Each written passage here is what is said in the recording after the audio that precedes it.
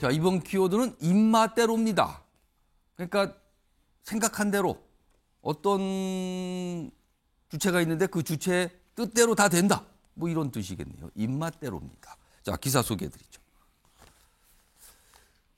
지금 민주당에서 얼마 전에 뭐 당원 개정하는 문제가 좀 수습이 돼서 정리가 됐는데 또 다른 조항 얘기가, 신설 조항 얘기가 나오는 게 있는데 그게 이거예요. 권리당원 전원투표가 대의원 대회 의결보다 우선된다. 지금 대의원 대회는 정당의 가장 최고 결정 기구거든요. 근데 그거보다 권리당원 전원투표가 더 결정권이 강하다, 우선한다. 이런 규정을 민주당 당원에 놓자라는 거예요, 지금. 이게 추진되고 있어요. 그죠? 이 기사는 이렇게 썼네요.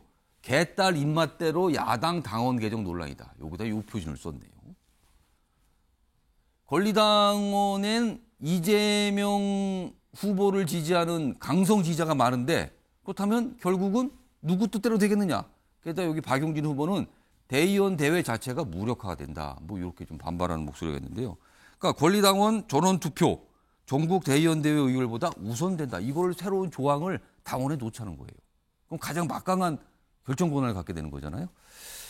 자, 이와 관련해서요. 최근에 어제입니다. 윤영찬 후보가 최고위원회 지금 민주당 최고위원 출마하셨는데 사퇴 입장을 발표했어요. 그러면서 한 얘기가 있습니다. 들어보시죠. 원칙과 상식으로 민주당의 사당화를 막아보자 했지만 전당대회를 통한 저지하는 일은 더 이상은 의미가 없다고 판단했습니다. 민심에 줄 서지 않고 특정 후보에 줄 서는 상황 참담합니다.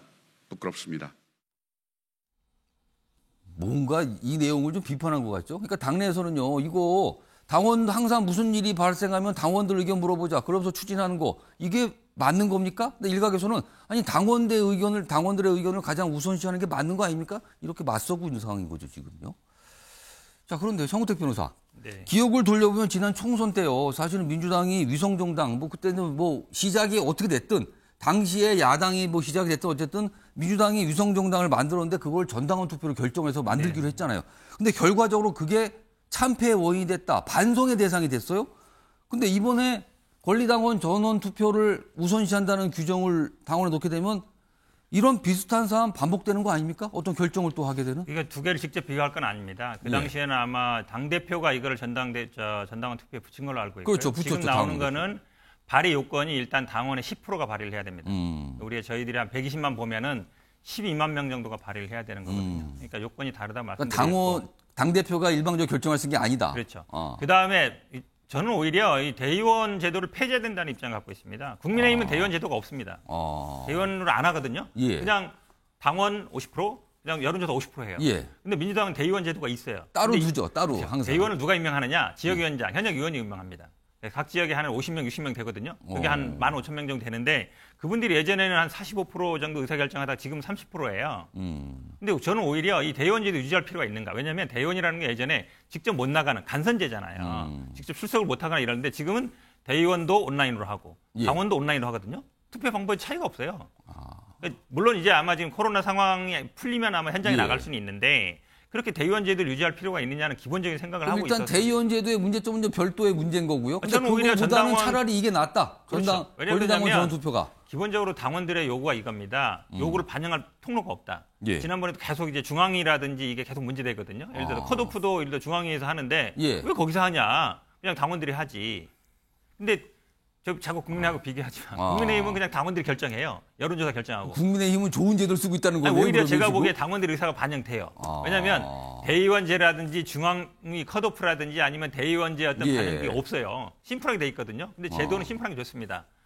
당원 50%, 국민 50%, 아니면 뭐 70%, 30%. 그러면 간단하게 싸울 필요가 없어요. 근데 지금 이거에 대해서 지적하는 목소리 그 배경 중에 하나는 권리당원 전원투표라고 하지만 이게 권리당원 여론조사가 아니거든요. 여론조사를 하게 되면요. 소극적 의사를 있으신 분도 그냥 전화를 받고 답변하면 의사 반영이 되지만 이건 전원투표이기 때문에 아주 적극적인 권리당원들이 직접 가서 투표를 하는 상황이거든요.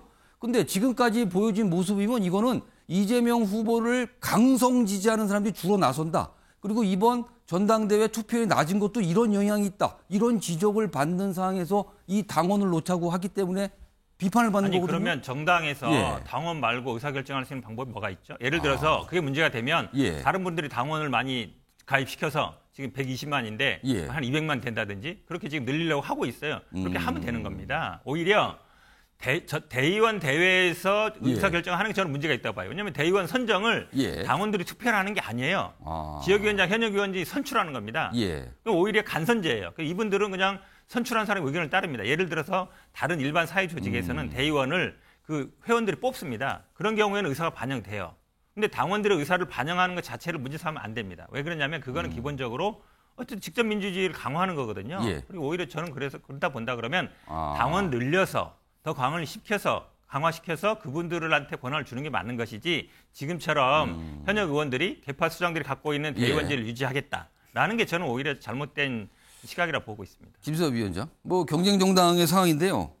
일각에서는 민주당이 강성 지지층 위주로 흘러가고 있다.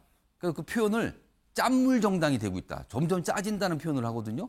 이거 어떻게 보십니까 지금? 그렇죠. 이제 그나마도 짠물인데 예. 자꾸 그나마도 물을 증발시켜가지고 예. 소금만 남게 하는 거라고 저는 보고 있거든요. 우리가 역사적으로 직접 민주주의에서 대의민주주의로 옮겨온 과정, 역사적 맥락 이런 것들이 예. 있지 않습니까? 직접 민주주의를 추구를 하되 그것이 노정하는 여러 가지 부작용들이 있기 때문에 예. 우리가 불가피하게 대의제라는 제도를 통해서 지금 현대의 민주주의가 대의제도로서 자리 잡은 건데 사실은 이제 제가 저거를 보면서 가장 좀 걱정이 되는 부분은 뭐냐면 예. 이제 국민의힘 말씀을 하셨지만은 국민의힘은 저는 주요 사안에 대해서 전부 당원들이 와서 투표하는 것이 아닙니다. 최고위에서 이거 전당원 투표 사항이다라고 결정을 하면 예. 그때 가서 이제 전당원 투표들 예를 들면 당명을 바꾼다든지 예. 뭐 그다음에 뭐 당원 당규를 바꾼다든지 아. 이 정도의 사안에 대해서 전당원 투표를 하는 것이고 예. 그다음에 저희가 뭐 공직자 선출을 위해서 뭐 전당원들이 경선에 참여한다든지 이런 식으로 제한되어 있지 모든 당무의 주요 사안에 대해서 권리당원 내지는 책임당원들이 와서 투표하는 것은 아닙니다. 그러니까 지금 이재명 의원이 추구하고자 하는 방향과 국민의힘이 지금 하고 있는 방향은 다르다는 말씀을 먼저 드리고요. 예. 사실은 이렇게 되면은 뭐 조홍천 의원이나 박용진 의원도 지적했듯이 수기를 통해서 반대파의 목소리를 내는 통로 자체가 차단되는 것이거든요. 이게 우리가 대의제를 하는 것이 충분하게 수기할 수 있도록 예. 적은 사람이 그러니까 많지 않은 사람들만 수기를 할 수가 있거든요. 5천 명이 모여서 수기를 할 수는 없기 때문에 예. 불가피하게 대의제를 통해서 좀 더 깊은 논의를 하자라고 해서 우리가 대의제를 하는 대표들이 건데 모이는 거죠. 그렇죠. 예. 그렇기 때문에 우리가 이것을 하는 건데 이거 그냥 안 된다. 그냥 전당원 투표를 하자라고 하는 것은 소수파에 의한 수기제도 자체를 무력화시키겠다는 얘기처럼 들려서 저는 굉장히 이제 좀 위험하다라고 저는 생각이 많이 됩니다. 예. 특히 제가 이 해외적인 사례들 쭉 보게 되면 예. 이게 사실 이제 말하자면은 국민투표랑 비슷한 거 아니겠습니까? 예. 말하자면 민주주의 제도에서 대개 독재자들이 굉장히 국민투표를 좋아했습니다. 소수파를 무력화시키거나 아니면 인기영합적 정책을 통해서 자신을 재신임하는 예. 방식으로 국민투표를 굉장히 많이 했고 역사적으로 가장 국민투표를 많이 활용했던 게 히틀러랑 무솔린이거든요. 예. 그런 의미에서 보게 되면 짠물 정당에서 실제로 이재명 의원의 사당화가 아주 가속화되는 저는 굉장히 중요한 분기점이라고 생각하기 때문에 이거에 대해서는 민주당 내에서도 자성을 해야 된다고 저는 보고 있습니다. 정세표 변호사, 제 발언기 조금 있다요. 조대니 변호사한테 질문 드리고 그다음에 또 드릴게요. 조대니 변호사, 만약에 이 당원 규정이 신설이 돼서 포함이 된다면 지금요 얼마 전에 정리가 되긴 했습니다만 민주당 당원 80조 1항 그러니까 기소가 되면 당원권을 정지한다. 이 조항은 그냥 논란이 됐지만 유지가 되기로 했거든요. 근데 이 조항에 대해서 사실 이재명 후보와 가까운 분들이 이거 바꿀 필요가 있다고 계속 주장을 해왔거든요. 근데 만약에 이재명 후보가 당대표가 된 이후에 이 권리당원 전당원 투표를 통해서 이 규정도 개정할 수 있는 거 아닙니까? 그럼? 뭐 형식상으로는 그렇게 될 수가 있는 거죠. 근데 예. 이제 대부분 좀 걱정하신 분들이 그거를 위해서 지금 이렇게 뭐 사전 작업으로 이렇게 하는 거 아니냐. 그런 시각도 있어요. 네, 지금. 그런 시각이 있는데 저는 그렇게 나쁘게 볼 필요는 없다고 봅니다.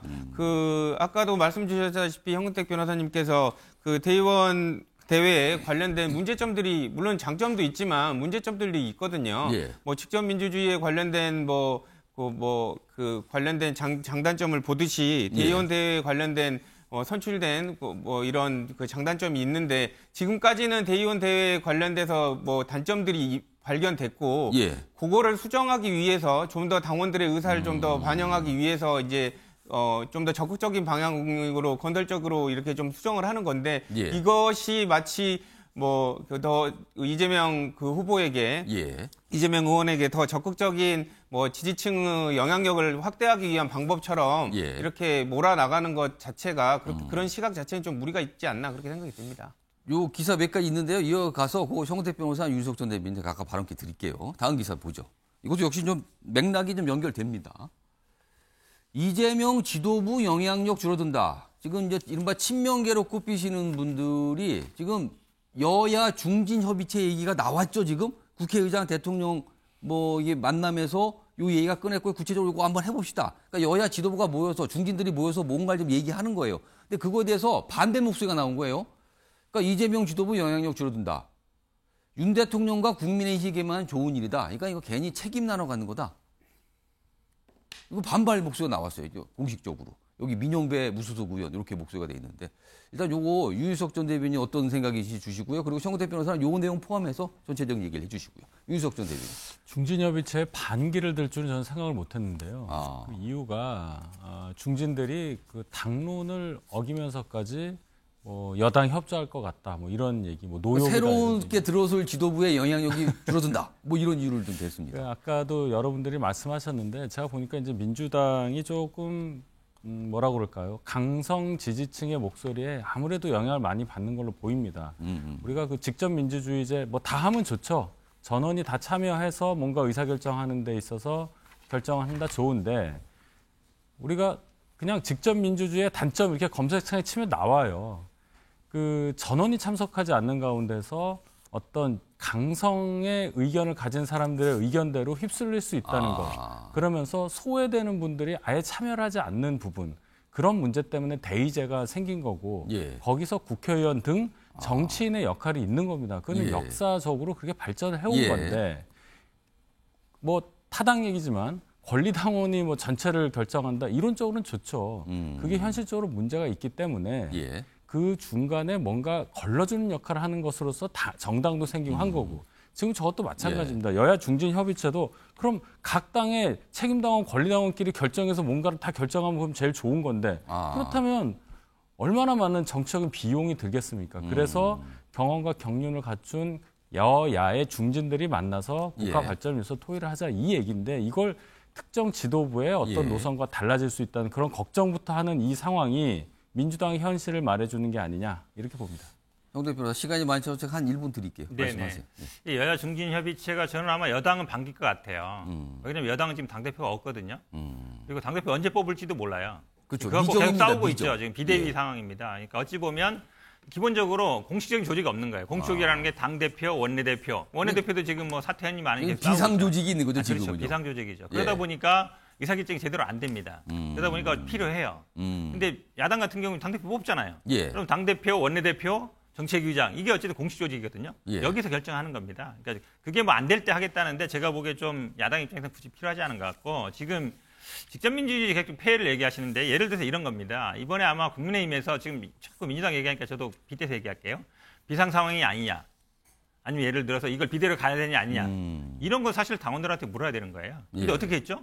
그냥 상임 전국이 여러 가지고 그냥 사퇴했던 사람이 다시 나와서 투표하고 했잖아요. 그래서 이게 법원까지 간 겁니다, 지금. 예를 들어서 이거를 당원들이 결정했어 봐요. 법원까지 갈 수 있겠습니까? 못 가요. 이준석 대표도 따를 수밖에 없죠.